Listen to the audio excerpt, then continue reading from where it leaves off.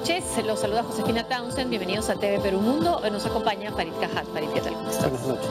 Comenzamos en Honduras, donde el opositor de izquierda, Salvador Nasralla, disputa con el mandatario Juan Orlando Hernández el primer lugar de las elecciones presidenciales del domingo. Según los datos preliminares del Tribunal Supremo Electoral, ambos se declararon ganadores antes de que los primeros resultados parciales fueran anunciados. Honduras se mantiene en suspenso a la espera de los resultados finales de la votación presidencial que lidera el candidato opositor Salvador Nasralla sobre el mandatario Juan Orlando Hernández.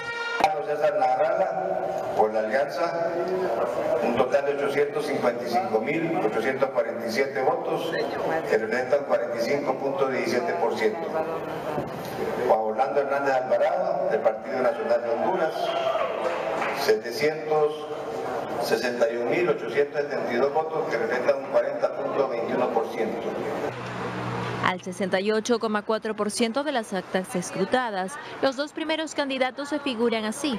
Salvador Nasralla, de la alianza de oposición, con un 45,4%, seguido del actual gobernante Juan Orlando, Partido Nacional, que alcanzó 40,6%. El Tribunal Supremo Electoral dio a conocer los resultados preliminares 10 horas después del cierre de mesas. A pesar de no ser los definitivos, los candidatos mencionados se apresuraron a adjudicarse ganadores de las elecciones. El recuento es más que claro y contundente. Ganamos esta elección.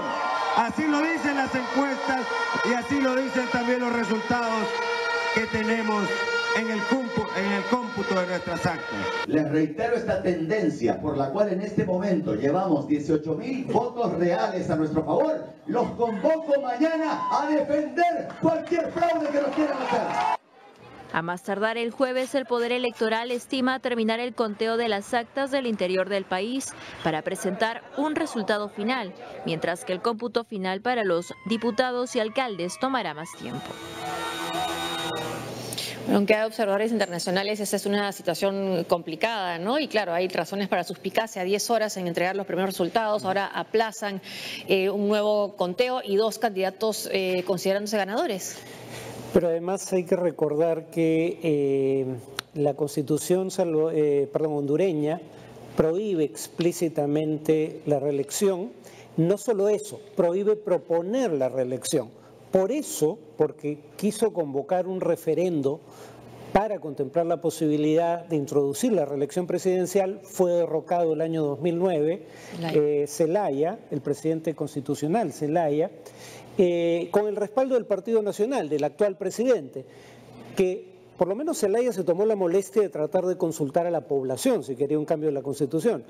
El Partido Nacional, que en su momento dijo que lo que hacía Zelaya era inconstitucional, ahora logra que su presidente en ejercicio, militante del partido, pueda ir a la reelección solo con una interpretación del Tribunal Constitucional, sin necesidad de una consulta popular. Y con unos cambios de jueces también que llamaron mucho la atención. Claro, previos a que se tomara esta decisión. Entonces había una atmósfera enrarecida en un país que, pese a que se ha reducido su tasa de homicidios, sigue siendo un país extremadamente violento. Ahora superado por Venezuela, por Caracas, ¿no?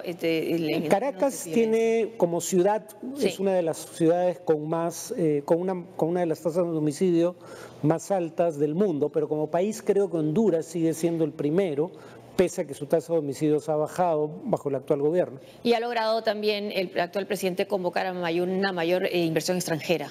Sí, por eso el desempeño económico no ha sido malo, la tasa de homicidios ha bajado, pero claro, hay acusaciones de corrupción en su contra y además acusación de intento de copar los poderes del Estado, por ejemplo, cambiando el tribunal que decidió si su intento de reelección era constitucional o no, pese a lo que dice expresamente la Constitución. Y no había reelección desde hace más de 30 y pico años en Honduras, ¿no? Lo cual tampoco es una muy buena noticia, pero bueno, estamos pendientes de las últimas informaciones, pero se ha aplazado casi hasta el jueves recién, es un plazo bastante largo, ¿no? Para poder hacer unos resultados electorales. Entonces se presta a suspicacias. Ahora, la buena noticia hasta ahora es que los observadores dicen que el proceso hasta el momento ha sido limpio. Pero el tema es que todavía falta por ver el recuento oficial de votos y ahí es donde puede haber problemas. Ya se contó la mayor parte de Tegucigalpa, la capital, y San Pedro Sula, que es la ciudad económicamente más activa. Falta el interior, pero según la información que leo en la prensa, el interior es conservador. Claro, ese es el argumento del presidente, ¿no? Que los votos que faltan van a revertir la tendencia. Bueno, está por verse si ese es el caso. Ahora, el temor que hubo con Zelaya fue que fuera otro Chávez. Sí, pero visto en retrospectiva, digamos, es discutible que ese fuera el caso. Habría que recordar primero que Zelaya venía del Partido Liberal, no de un partido de izquierda.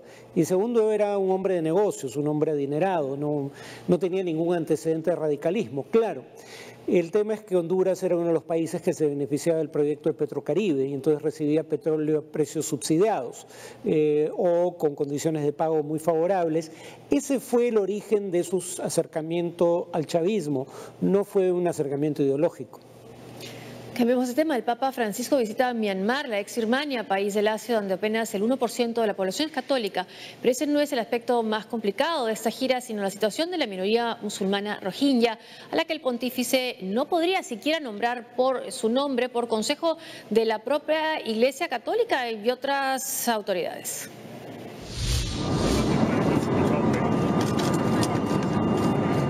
Este es quizá uno de los viajes más difíciles del Papa Francisco, pero intenta no borrar la sonrisa del rostro. Buenas noches, gracias tante por la compañía. Buenas noches y muchas gracias por su compañía, gracias por su trabajo que siembra mucho bien. Semina tanto bene. Vi auguro un buen soggiorno. Les deseo una buena estadía, dicen que hace demasiado calor. Lo siento, pero esperemos que al menos sea fructífero. Al menos sea fructuoso. El máximo líder de la Iglesia Católica ha llegado a Yangon en Myanmar y ha sido recibido por pequeños de minorías étnicas vestidos con trajes tradicionales. Cientos de devotos también lo esperaban en las calles para saludarlo mientras pasaba con su caravana rumbo a la residencia del arzobispado. El catolicismo en Myanmar solo llega a casi 700.000 seguidores de un total de 51 millones de habitantes. Sin embargo, la presencia de Francisco esta semana es importante y concentra la atención de la comunidad internacional, sobre todo por la crisis humanitaria desatada al norte del país, en el estado Rakhine, y cuyas principales víctimas son la minoría étnica musulmana rohingya.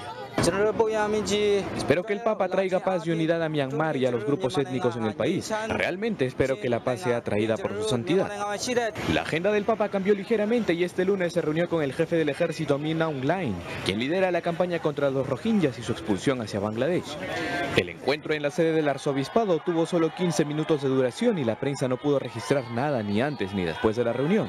Según la oficina del jefe militar, el general dijo que en Myanmar no hay discriminación religiosa y el objetivo de cada integrante de las Fuerzas Armadas es construir la paz en un país estable.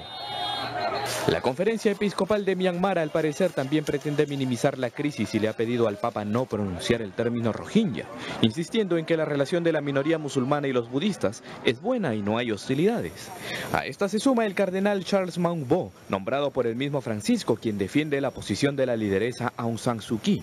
Según él, no se le puede atribuir la culpa de su respuesta sobre la crisis de los rohingyas. Pese a todo, el vocero papal ha señalado que Francisco se reunirá con un grupo de rohingyas el viernes en Dhaka, la capital de Bangladesh.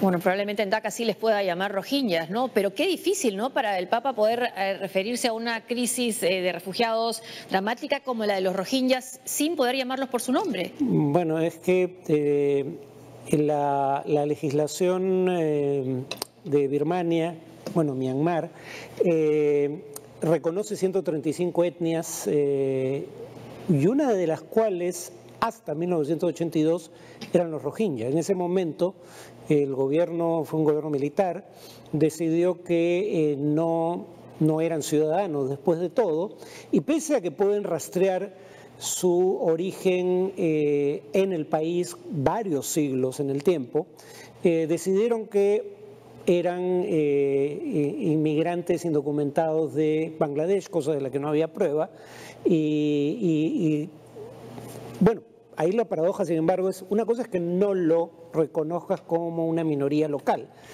pero otra cosa es que no reconozcas su existencia a secas, ¿no? Ellos lo llaman simplemente musulmanes, pero además tienen otras peculiaridades como la lengua, y tanto Naciones Unidas como Estados Unidos ahora están de acuerdo en que lo que se ha hecho con ellos es una limpieza étnica.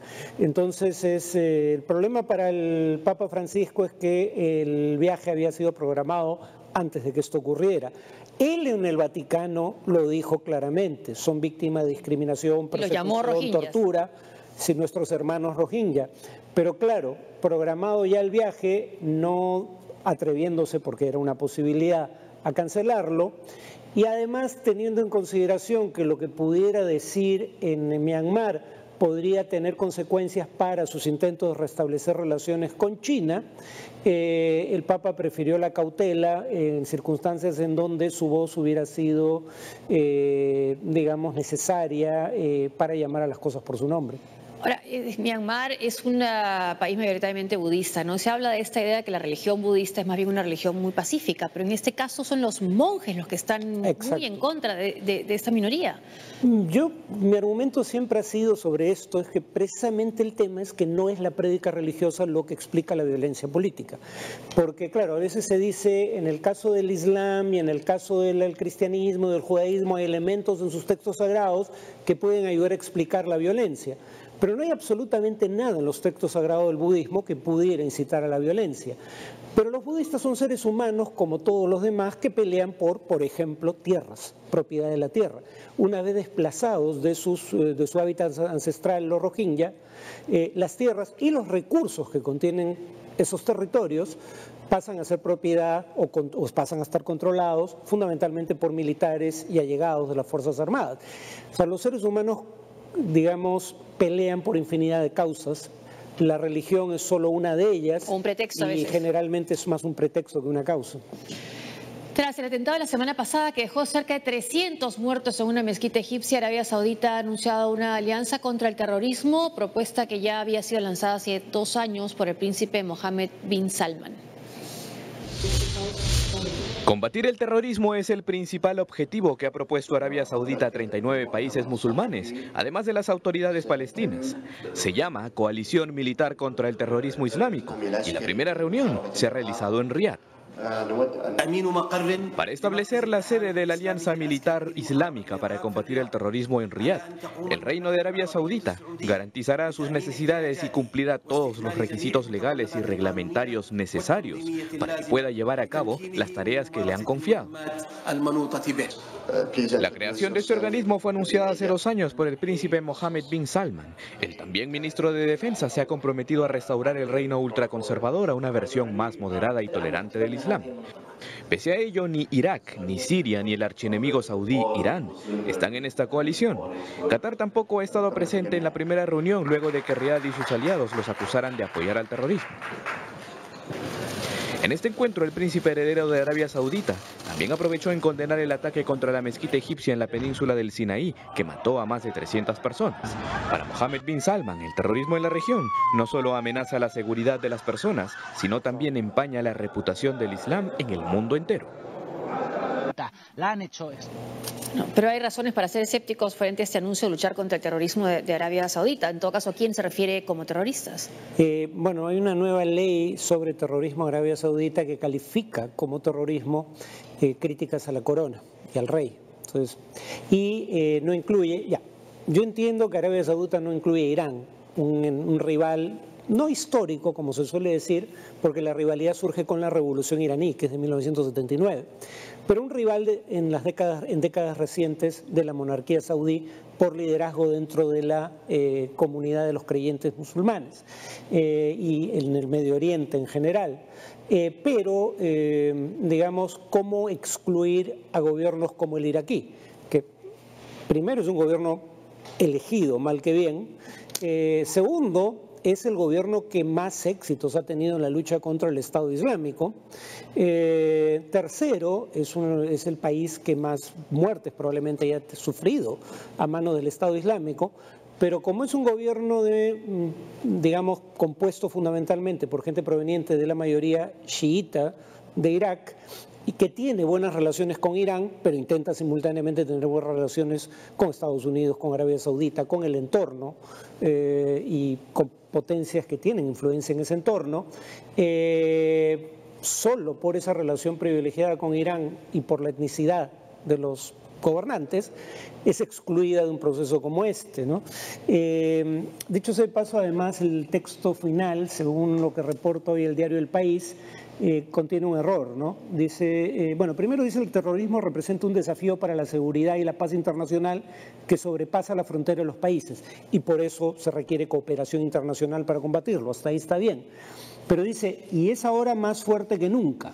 Ya salió unos días atrás el tercer índice global sobre terrorismo del Instituto para la Economía y la Paz, que dice que en 2016, por segundo año consecutivo, el número de muertes por terrorismo a nivel global cayó desde la cumbre, la cima, que fue el año 2014. Entonces, no es cierto que, por suerte, dicho sea de paso, sí, el problema sea más fuerte que nunca. Lo que sí es cierto es que el número de países donde ha habido muertes por terrorismo ha crecido, y que pero no el número de muertes. Claro, y que este atentado ha sido especialmente trágico, ¿no? Vamos a una pausa y al volver. La fragmentada oposición Venezuela se alista para dialogar con el gobierno de Maduro.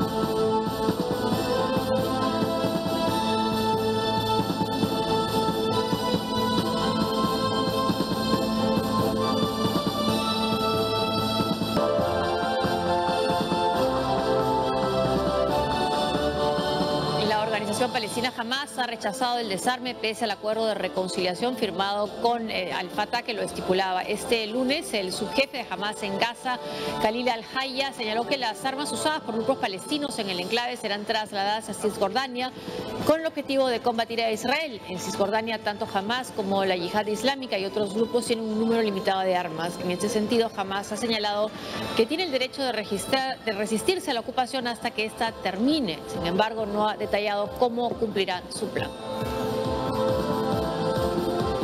Bueno, ¿qué está pasando acá con Hamás? ¿Cambió de opinión? Lo que pasa es que ellos nunca se comprometieron a entregar las armas, al menos no entendieron así el acuerdo. De Hamás se puede decir que tiene posiciones intransigentes y que ha utilizado métodos terroristas, pero siendo eso cierto, tampoco se le puede pedir que se suiciden. Ellos han tenido un conflicto armado con Al-Fatah, el otro grupo palestino, y Israel invadió Gaza en 3 ocasiones en la última década tratando de, si no destruir, degradar la capacidad militar de Hamás, sin conseguirlo. Entonces, en un contexto como este, si Hamás se desarma sin un acuerdo político, la pregunta es quién garantiza su seguridad. Bueno, igual que en Colombia, ¿no? Que las partes tampoco se querían desarmar sin un acuerdo político. La Mesa de la Unidad Democrática, guardando las diferencias, ¿no? La Mesa de la Unidad Democrática presentó este lunes al grupo asesor para las negociaciones con el gobierno este viernes en República Dominicana. El presidente de la Asamblea Nacional, Julio Borges, encabezará la delegación de la MUD, que pasa por una crisis profunda por divisiones internas. Un sector de la oposición venezolana representada en la Mesa de la Unidad Democrática participará de las negociaciones con el gobierno nacional que se desarrollan en Santo Domingo en busca de una solución amplia a la crisis del país. Hemos decidido apoyar y ser parte de la Venezuela que, como una de sus formas de lucha para superar el drama social y alcanzar el cambio político, ha dispuesto a iniciar un nuevo proceso de negociación con el gobierno el 1 de diciembre, el próximo, en la República Dominicana. La oposición accedió luego que el régimen chavista aceptara a los mediadores propuestos, los cancilleres de Chile, Paraguay, México, Bolivia y Nicaragua, así como el presidente anfitrión, el dominicano Danilo Medina. Entre los asistentes estarán economistas, miembros de la sociedad civil y el titular del legislativo, Julio Borges. Pero varios desconfían de su efectividad, desde Antonio Ledesma, exiliado en España, hasta los expresos políticos. Este lunes, en plena rueda de prensa de la MUD, Borges fue interrumpido por José Luis Santamaría, quien fue detenido en el 2014. No escuchan, siguen todavía compañeros presos en las cárceles, siguen compañeros presos en las cárceles y todavía nadie hace nada. ¿Hasta cuándo? ¿Hasta cuándo van a seguir siendo incoherentes y sin escuchar? Un diálogo de sordos, ese es el diálogo de sordos que quieren. De otro lado, el canciller Jorge Reaza recibió esta tarde al experto independiente para una orden internacional democrática y equitativa de la ONU, Alfred de Zayas. De Zayas estará en Venezuela hasta el 8 de diciembre para reunirse con funcionarios del gobierno y representantes de organizaciones regionales y civiles a fin de recopilar información de la situación de los derechos humanos en el país. ¿Es necesariamente una razón para celebrar para Nicolás Maduro que se vea una MUD o una oposición dividida o no tiene por qué ser así? Yo creo que es algo que buscó deliberadamente y por ende al haberlo conseguido creo que tiene motivos para celebrar. Quiso dividir a la oposición y lo ha logrado. Ahora, claro, es fácil para Ledesma desde España decir no debemos confiar en la dictadura. Yo sí creo que hay razones para desconfiar de la buena voluntad del gobierno en estas negociaciones, pero ¿cuál es la alternativa? Es la pregunta, ¿no? O sea, no hay buenas opciones. Debemos mantener vigente una ala como la de Ledesma y otra que la que va a negociar puede ser también tener dos caminos. Es que yo no sé si Ledesma en este momento representa un camino estando en el exilio. Y María Corina Machado, que sí está en Venezuela, no está precisamente encabezando movilizaciones. Entonces, la pregunta es cuál es la alternativa aquí. Lo bueno en este caso es que si hay acuerdos y se incumplen, va a haber testigos independientes de ese incumplimiento que van a poder hacer público el hecho y entonces eso eleva el costo para el gobierno de hacer aquello de lo que incluso el Vaticano lo acusó en el pasado, que es llegar a acuerdos que luego no se materializan.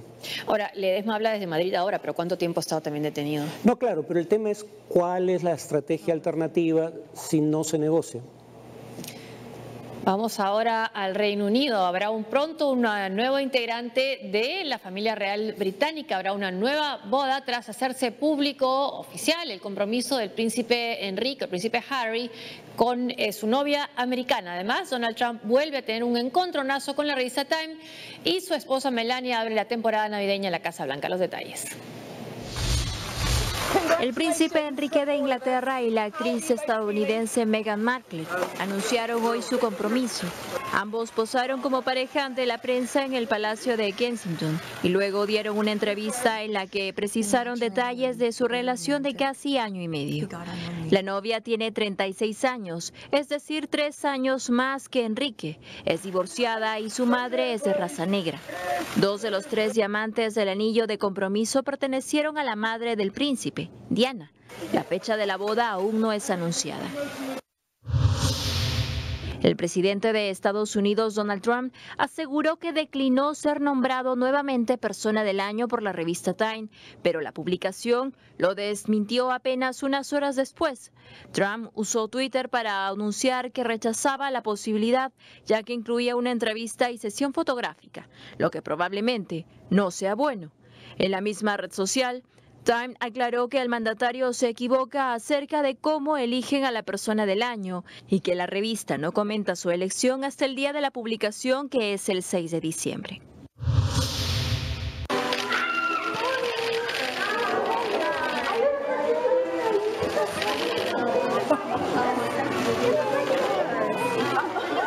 Melania Trump abrió oficialmente la temporada navideña en la Casa Blanca, decorada este año bajo el lema "Tradiciones honradas por el tiempo", ideado por la propia primera dama. La decoración incluye una gran cantidad de árboles nevados en los pasillos. La primera dama recibió además a niños de la base Andrews de Maryland para participar en proyectos de arte y manualidades. Hasta aquí la información internacional. Gracias por acompañarnos. Gracias, Farid. Hasta mañana. Buenas noches.